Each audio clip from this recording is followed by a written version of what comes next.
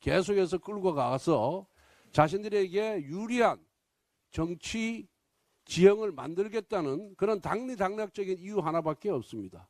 이미 관련자들이 다 수사가 끝났는데 특검을 더해서 뭘 더 수사하겠다는 겁니까? 그래서 사실상 특검은 필요가 없습니다. 하지만 민주당이 그런 위헌적이고 불법적이고 독소조항이 가득한 특검 법안을 발의해서 그 절대 다수당의 위력을 이용해서 통과시키겠다고 하기 때문에 우리는 최악을 피하기 위해서 어쩔 수 없이 차악을 선택해서 자체 특검안을 마련한 것입니다. 민주당 지금이라도 모든 계엄 선포와 관련된 모든 관련자들에 대한 수사가 이미 다 종료됐거나 종료될 예정이기 때문에 이 특검법을 철회하는 것이 맞습니다.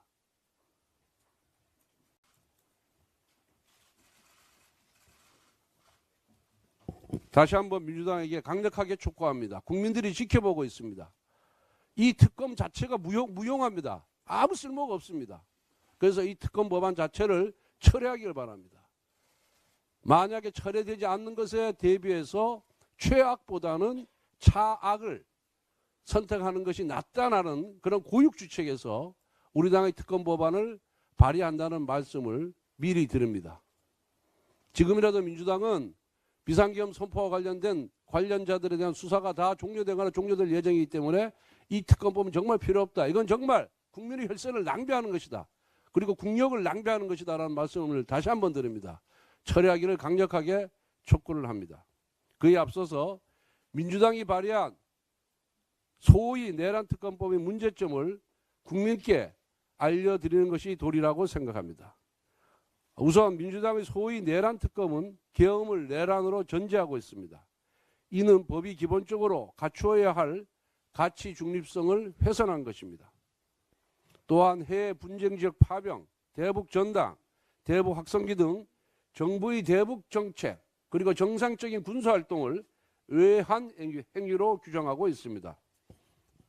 우리 법에서 외환은 외국과의 통모를 전제로 합니다. 그런데 어떻게 북한을 견제하는 정책이 그리고 대한민국을 방어하기 위한 정상적인 군사활동이 통모가 될 수 있겠습니까? 논리 자체가 성립하지 않습니다.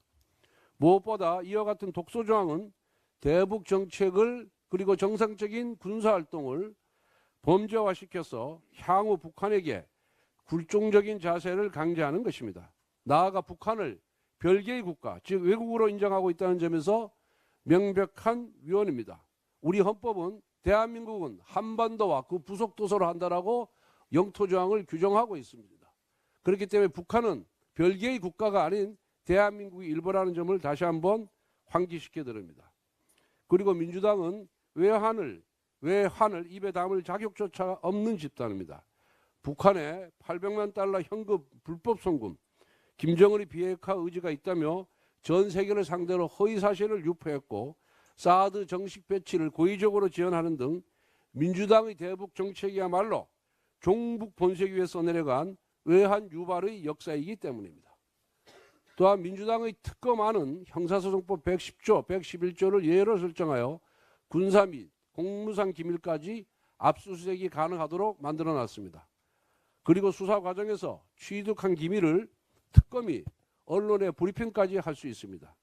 오직 정략적인 이익을 위해 군사기밀을 누설할 수 있다는 점에서 민주당의 특검은 매국적입니다.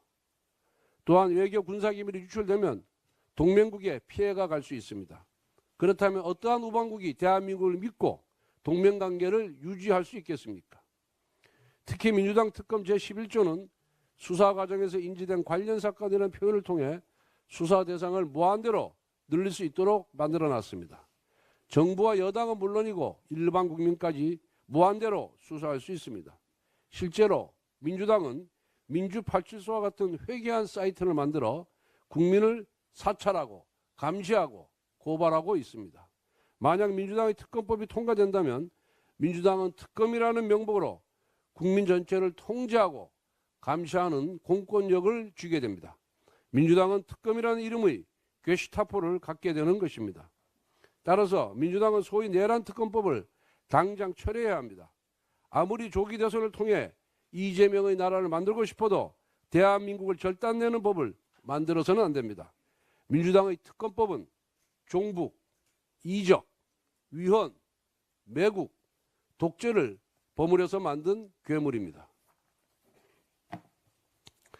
저는 어제 비대위 회의에서 정가사범의 부패 범죄 피고인 이재명 대표의 공직선거법 위반 사건에 대해 633 원칙에 따라 사법부가 신속한 판결을 내려줄 것을 촉구했습니다.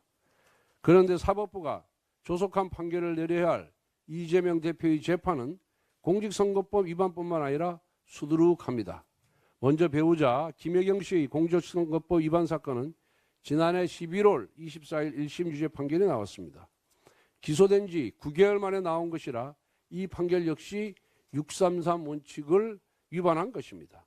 또 올해 2월 14일까지 2심 판결이 나오고 5월 14일까지 최종 판결이 나와야 합니다. 이재명에 대한 위중교사죄 2심 판결도 빨리 나와야 합니다. 이게 위중교사가 아니라는 1심 판결은 사법부가 민주당의 눈치를 보고 있다는 사법적 불신을 낳았습니다. 2심 재판부는 오로지 법리와 양심에 따라 판단을 내리길 바랍니다. 대장동, 백현동, 위례 신도시, 성남FC 1심 판결도 조속히 나와야 합니다. 게다가 이 사건의 담당 판사가 이재명 대표의 위중교사 1심 무죄를 선고한 판사이기 때문에 국민들이 더욱 주목하고 있습니다.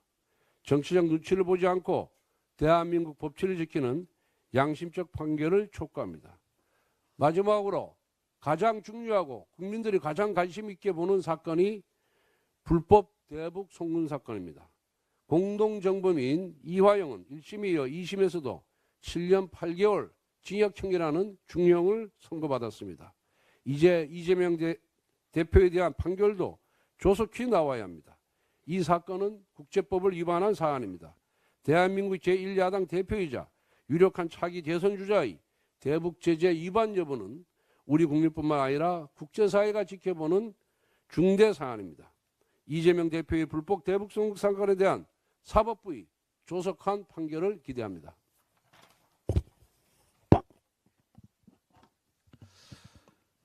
민생정책으로 국정 안정을 도모하는 정당이 되겠습니다. 한국리서치 등 여론조사기관 4개사는 지난 13일부터 15일까지 사흘간 전국 만 18세 이상 남녀 1,005명을 대상으로 한 전국 지표조사에서 정당 지지도는 국민의힘이 35%, 민주당이 33%로 국민의힘이 앞선 것으로 조사되었다고 발표했습니다. 지난 12월 3일 비상계 의무 12월 3주 조사에서 양당의 지지도 격차는 민주당이 13% 차까지 앞섰으나 이번 주 조사에서는 국민의힘이 역전한 결과가 나온 것입니다. 내란 숙의 윤석열을 외치면서 내란 선동에 나섰던 민주당이 적잖은 충격을 받은 모양입니다. 민주당은 이 결과의 이유를 아십니까? 국민의힘이 잘했어가 아닙니다. 여러 정치 전문가들은 민생을 팽개치고 매일 탄핵, 특검, 체포만을 외치는 민주당에 대해 이제 국민 여러분께서 민주당이 국정 불안 세력이다라고 느낀 결과라고 평가하고 있습니다.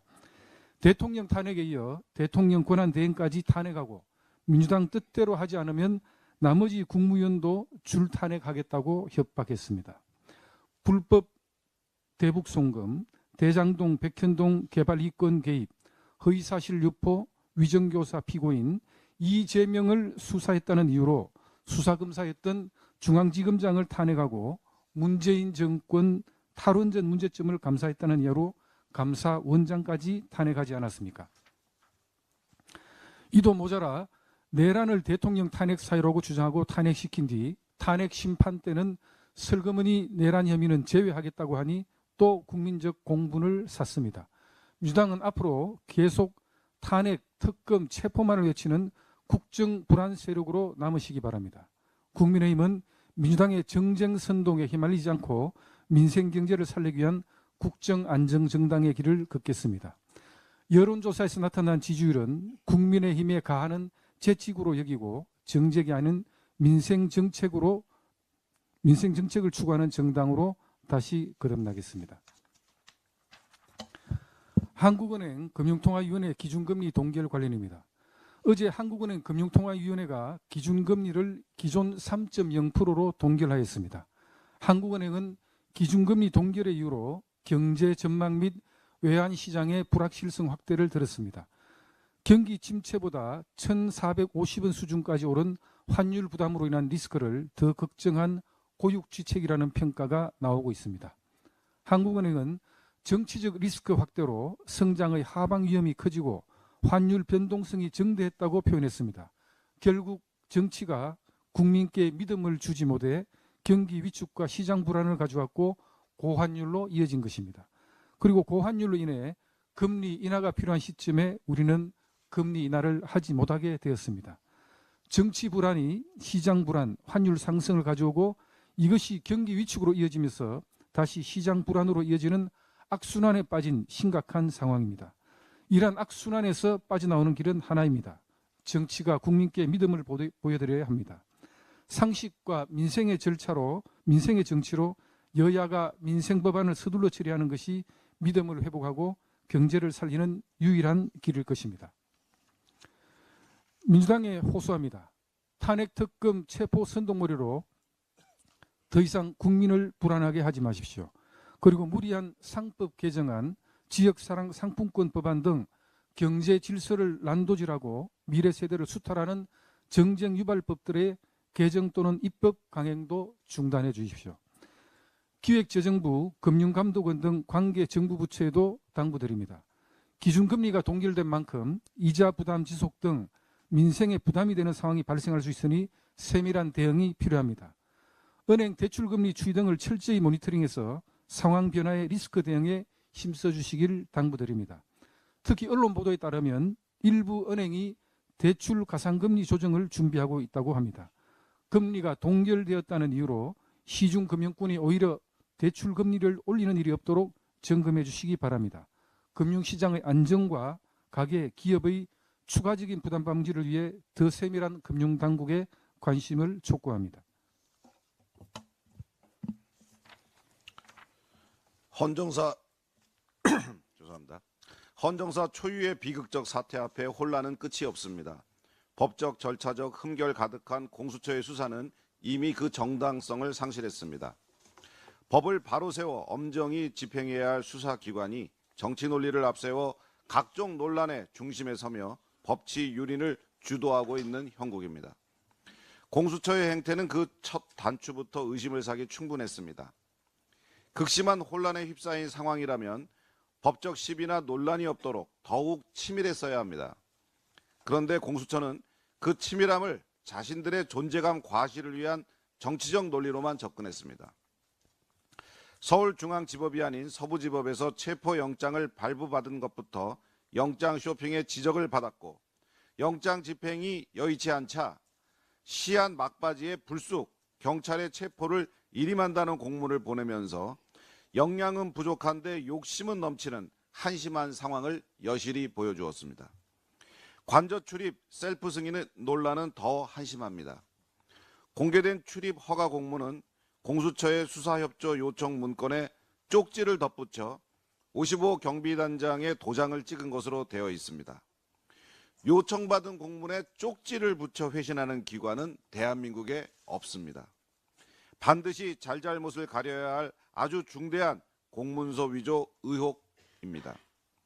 공수처는 법 위에 있지 않습니다. 수사기관들의 수사 경쟁은 또 다른 불안과 혼란을 자초할 뿐입니다. 더 이상 권한 없는 수사에 매달리지 말고 공수처 스스로 내려놓으십시오.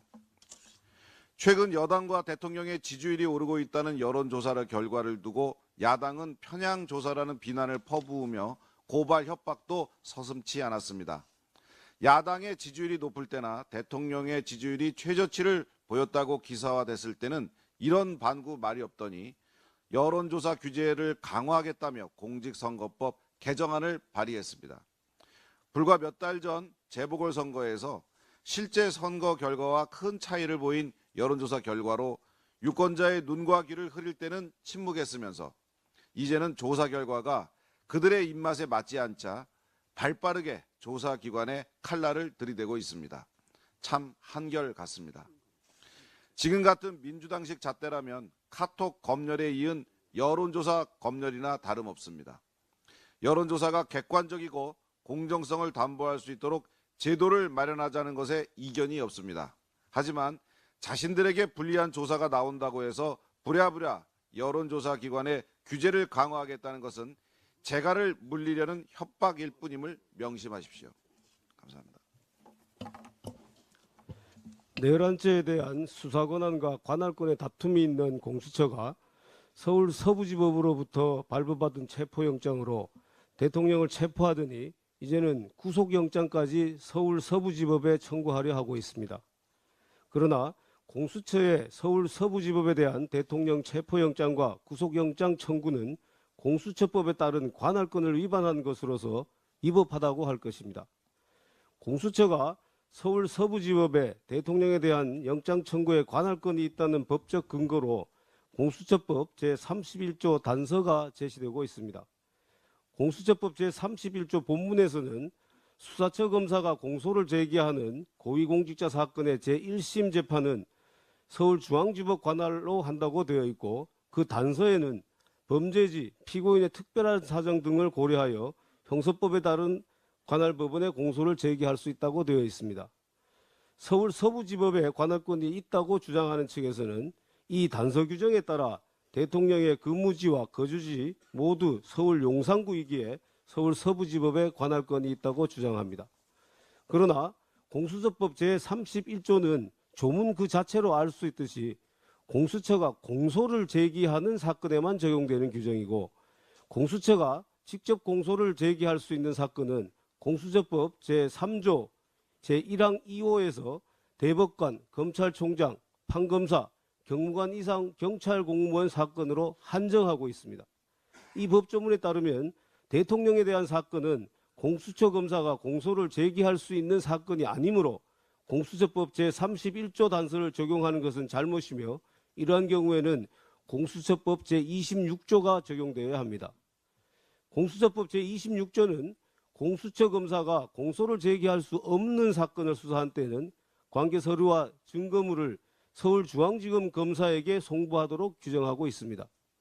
공수처가 제정한 행정규칙인 공수처 사건사무규칙 제28조에서도 공수처가 수사권만 가지고 있는 사건의 경우 공소제기 요구 결정서와 관련 기록을 송부하는 대상으로 서울중앙지검 검사만 지정하고 있습니다. 결론적으로 공수처가 직접 공소를 제기할 수 없는 사건인 대통령 관련 사건의 공소제기 권한은 서울중앙지검에 있고, 이에 대응하는 서울중앙지법이 영장재판을 포함한 모든 사건에 대한 관할권이 있습니다. 일각에서는 공수처법 제47조에 공수처 검사의 직무와 권한 등에 관하여 형사소송법을 준용하도록 되어 있으므로 형사소송법상 관할의 법리에 따르면 서울 서부지법에 관할권이 있다고 주장합니다. 그러나 공수처법 제47조에서는 형사소송법 준용의 전제로 이 법에 반하지 않을 것을 요구하고 있습니다. 공수처법 제26조에는 공수처가 공소를 제기할 수 없는 사건은 서울중앙지검 검사에게 사건을 송부하도록 명확히 규정되어 있으므로 일반 형사소송법을 준용하는 것은 공수처법의 명문 규정에 반하는 것입니다.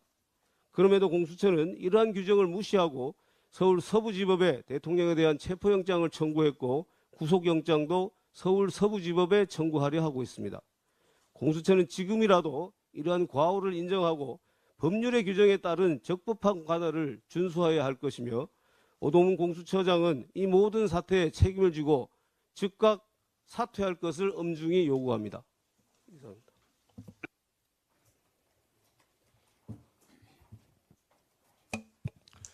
법사위 간사 유상범입니다. 공수처가 윤 대통령 내란 혐의를 수사하는 과정에서 온갖 불법 논란을 야기해 국민적 신뢰를 잃더니 이제는 대통령을 체포하기 위해 관저 출입 공문을 유죄했다는 셀프 승인 의혹까지 받고 있습니다. 2차 체포영장에는 1차와 달리 형소법 110조 121조의 적용 예외 기재가 없으니 체포영장을 집행하기 위한 일방적 수색이 불가능하다는 판단으로 관저 출입 승인을 받았다는 근거를 만들기 위해 무리수를 벌인 것입니다. 공수처의 출입 허가 주장은 처음부터 온통 거짓 일색이었습니다. 공수처는 출입 승인 권한도 없는 수도방위사령부 55 경비단에 출입 허가를 요청해 허가를 받았다고 언론에 공지했지만 국방부와 경호처는 즉각 55 경비단에는 관저 출입을 승인할 수 있는 권한이 없다면서 사실이 아니라고 밝혔습니다.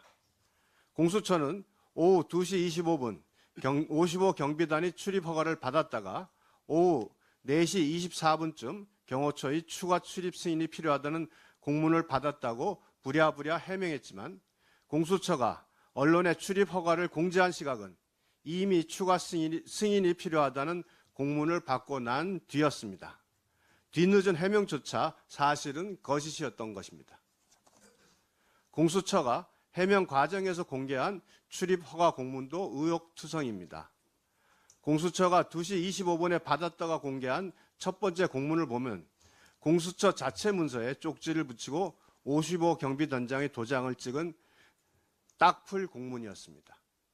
승인 권한이 없다는 해명에도 불구하고 공수처가 조사 중인 55 경비단장에게 관인 날인을 강압하고 대리 날인하는 등 직권을 남용한 정황도 포착되었습니다. 문서위조와 직권남용은 법치국가의 수사기관으로서는 절대 해서는 안 될 중대범죄입니다. 검찰은 대통령 관저 출입 셀프 승인의 사태에 대해 조속하고 엄중한 수사로 실체적 진실을 신속히 규명해야 합니다. 사상 초유의 현직 대통령 수사와 체포라는 엄중한 사안을 집행하려면 당연히 법적 절차에 흠결이 없어야 함에도 공수처가 거대 의석을 앞세워 의회 독재를 일삼는 민주당과 결탁하여 수사 권력을 악용하고 법치주의를 훼손하는 것을 두고만 볼 수 없습니다. 국민의힘은 공수처가 자행해온 불법행위의 진상을 낱낱이 밝히고 그 책임을 물을 때까지 모든 것을 불사하고 끝까지 싸우겠습니다. 발언하신 의원님 안 계신가요? 박수영 의원님. 기재위 간사 박수영입니다. 지난 15일 한국의 매일경제, 일본의 니케이, 중국의 한구시보 등 3개 언론사가 한중일 3개국 최고 경영자 CEO들에게 경영이 어려운 요인을 물어봤습니다. 그 1위가 일본은 인플레이션, 중국은 기후변화를 꼽았는데 한국은 무려 57%의 CEO가 정치 위험을 꼽았습니다. 백주에 국민 40% 이상이 지지하는 현직 대통령을 불법적으로 체포하는 K 정치 리스크를 보자니 이웃나라 기업인들이 걱정하는 인플레이션이나 기후변화가 오히려 초라하게 느껴질 지경입니다. 정부에 바라는 점을 또 물어봤더니 1위가 일본은 저출산 고령화에 따른 노동력 감소에 대한 대책을 주문했고 중국의 기업인들은 자영업자 중소기업에 대한 적극적인 지원을 요구했습니다. 반면 한국의 기업인 59%는 기업에 대한 정부 규제의 완화를 주문했습니다. 이번 설문조사는 우리의 경제 위기가 정치권이 초래한 정치적 인재라는 점을 여실히 보여주고 있습니다. 저출산, 인플레이션, 기후변화 등 전 세계적인 공통적 위기 요인 이외에 우리 기업인들은 정치 리스크라는 무거운 짐을 추가로 지고 있는 것입니다. 지금 더불어민주당은 기업이 절실히 원하는 민생경제를 위한 규제 완화는 물론 기업의 부담을 줄이고 투자를 활성화시키고자 하는 세법까지 정쟁의 볼모로 잡고 통과시키지 않고 있습니다. 그뿐만이 아닙니다. 적자국제 국채 발행을 통한 추경, 한국은행 총재도 반대하는 전국민 25만 원 살포, 지역화폐 발행, 무리한 상법 개정 등 국가경제를 망칠 궁리만 하고 있습니다. 더불어민주당은 전 세계 기업과 경쟁해야만 하는 우리 기업인들을 더 이상 괴롭히지 말고 속히 민생법안 처리에 협조해 주시기를 당부드립니다. 발언하시는 안 계신가요? 자, 그러면은 지금부터